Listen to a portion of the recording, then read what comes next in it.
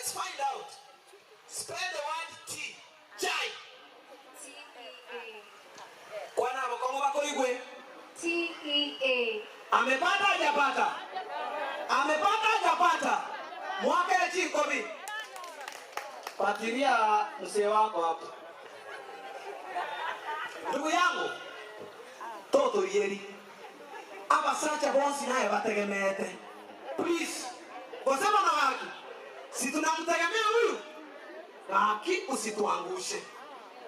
Spell the word azithromycin.